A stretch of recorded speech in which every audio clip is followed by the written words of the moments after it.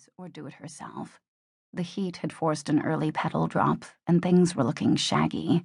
What she really wanted to do was go swimming in the clear water of the gorge and let the gardens, the inn, the menus, and the guest list take care of themselves. She looked at the building, the grounds, and the garden filled with people whose relationship to her was defined by the limits on their credit cards. She sighed. Meg was right. She was depressed, which was undoubtedly making her feel the heat even more. Quill tried to convince herself that the Adirondack chairs placed at strategic intervals throughout the gardens were filled with guests drawn irresistibly outside by the sound of the falls and the scent of the roses, and not the muggy temperatures.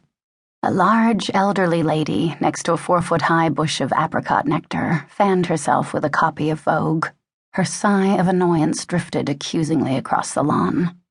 Quill looked again at the estimate for air conditioning, then grabbed an ice cube from her iced tea and ran it around the back of her neck. Now she was both hot and wet.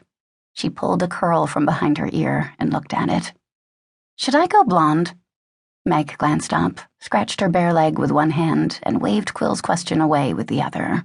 "It's been red since you were born. It's still red. Leave it alone." "I'm going gray, and I'm not even within spitting distance of 34. "That's not gray, that's Gruyere from the quiche at lunch. You're gorgeous, okay? Now, I wouldn't say you looked happy or even pleasant, not for the past couple of weeks at least. But gorgeous? Absolutely." "Be quiet," said Quill crossly. "Put that thing down. I want to get to work." "In a minute. You've got to see this after I'm through. Hedrick Conway never claimed he was going to publish a good newspaper. But this is ridiculous. It's not a newspaper, it's a joke." "It looks like a newspaper to me, and I don't care what it is anyway. How do you feel about sushi?" "Sushi?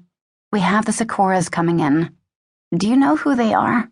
The father just retired as managing director of Sakura Industries, which is this huge multinational company." "What's the former managing director of a billion-dollar business doing in central New York? Need I ask?" "My cooking, naturally."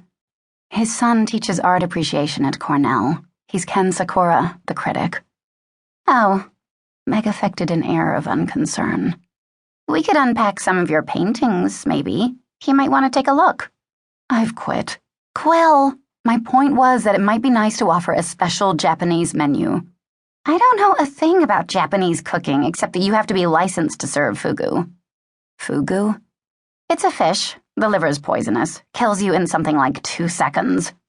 Meg mimed swallowing, clutched her throat, rolled her eyes, and made a sound like a garbage disposal with a fork in it. "You have to pass a test in cutting the liver away from the fish part." She looked thoughtful. "I wonder how they can tell when you've flunked.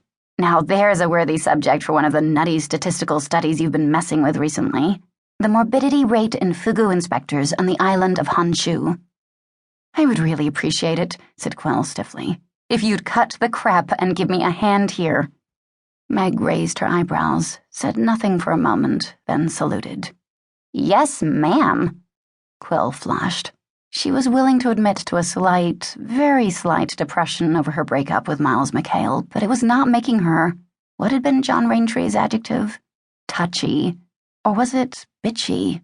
Maybe it had been a little bitchy to tell John to stick to minding the general ledger. Now, telling him he was not the inn's resident shrink and to butt out of her private life would qualify as bitchy since John was a friend of long standing as well as being their business manager. She didn't think she'd gone as far as that. At least, not in so many words. Anyway, business was business, and the sooner everybody at the inn figured that out, the better off they'd be. "Which," she said aloud, and to Meg's slight confusion, "we came out here to do anyway, so we should get back to it."